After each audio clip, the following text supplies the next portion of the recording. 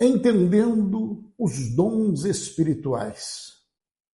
1 Coríntios, capítulo de número 12. Nós estaremos meditando em alguns versículos aqui.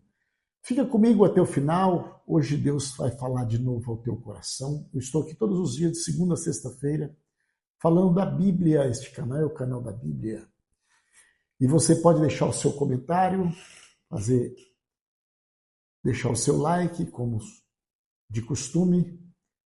E vamos junto, me segue pelas redes sociais, se inscreve nesse canal, é coisa maravilhosa, se inscreve nesse canal. É o canal da bênção. Eu sou João Guimarães, explicando a Bíblia de maneira simples, como está escrito. Nada de acrescentando algo que não está aqui. É o que está escrito. É como se a gente estivesse lendo a Bíblia. Simplesmente assim. É simples assim. Lendo a Bíblia não é nada que... Eu não vou trazer nada fora daqui para que você não comece a se tornar especulação. Então vamos... Não que eu sou contra demais os livros extras bíblicos, que nos ajuda muito, mas eu estou explicando os textos como estão escritos. É uma leitura da Bíblia, isso faz 5 anos que nós estamos fazendo essa obra, e estamos aqui contando com a cooperação de cada um de vocês. Entendendo os dons espirituais. Capítulo 12 de 1ª Carta aos Coríntios, verso de número 1. A versão é a NVI e você pode me acompanhar pelo seu tablet, pelo seu smartphone, pela sua TV, aonde você está acompanhando comigo.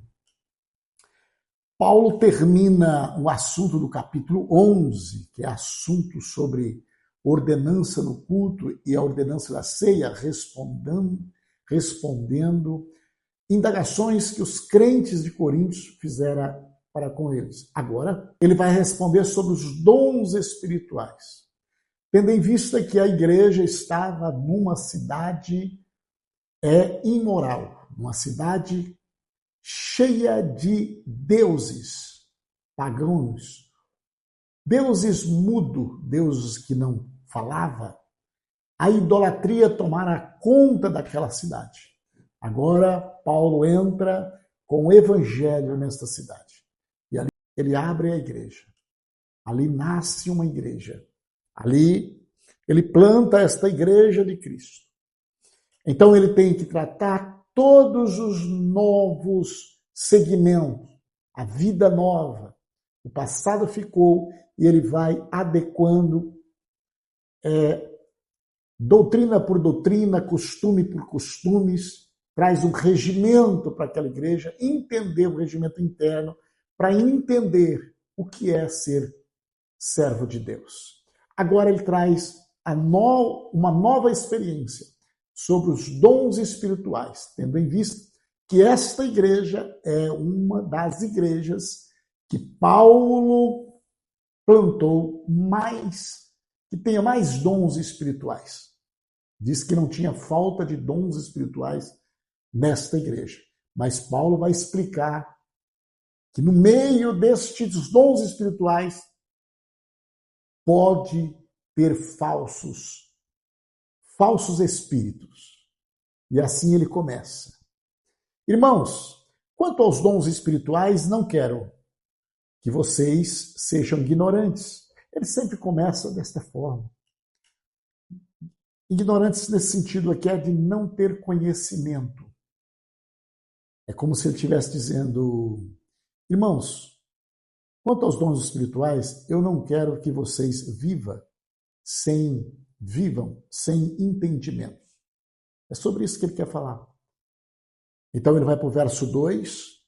No verso 1 ele já disse que é o que ele quer, que eles tenham entendimento sobre os dons espirituais. Então ele vai para o verso 2 para dizer, vocês sabem que quando eram pagãos, quando vocês eram como o povo de Corinto, acreditavam em outros deuses, eram deuses pagãos, de uma forma ou de outra, eram fortemente atraídos e levados para os ídolos mudos.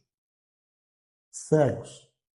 Não falava, não via, não respirava, não tinha fôlego de vida, e é assim que ele está dizendo. Vocês eram atraídos e levados para esses ídolos. Hoje é diferente. Verso 3. Então Paulo diz, por isso eu afirmo que ninguém que fala pelo Espírito de Deus diz Jesus é anátema ou é amaldiçoado. Então, ou é uma coisa ou é outra.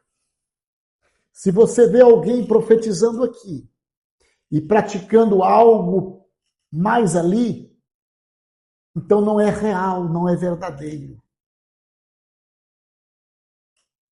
É isso que Paulo quer que o povo compreende o espiritual.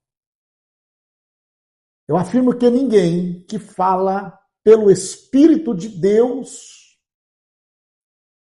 é contra Jesus. E ninguém pode dizer Jesus é Senhor a não ser pelo Espírito Santo. Porque nesta ocasião existia muitos senhores. Os reis, os imperadores são considerados como senhores. Então agora ele está falando de Deus, está falando do Espírito Santo, está falando de Jesus Cristo. Esta unificação, ou este único Deus, com a mesma essência, com o mesmo poder, não existe onde está operando Jesus Cristo, e este Jesus Cristo ele é contra o Espírito.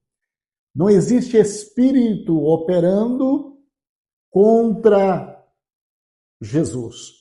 Começa de novo no texto sagrado que está na tua tela. Verso 3. Por isso eu afirmo que ninguém que fala pelo Espírito de Deus, então, se está falando pelo Espírito de Deus, ele é a favor de Jesus. E aí Paulo vai mais profundo ainda. E ninguém pode dizer Jesus é Senhor, falar a favor de Jesus, a não ser pelo Espírito Santo. Mas aqui não está somente resumido em falar. Porque falem da boca para fora. É isso, nos dias hoje, nos dias atuais, falam, usam a Bíblia, falam de Cristo, falam de Jesus por interesses próprios, para recursos próprios. Então, este falar não se resume somente em verbalização. Isto está aqui na profundidade de uma vida com Deus. Viver com Deus. Não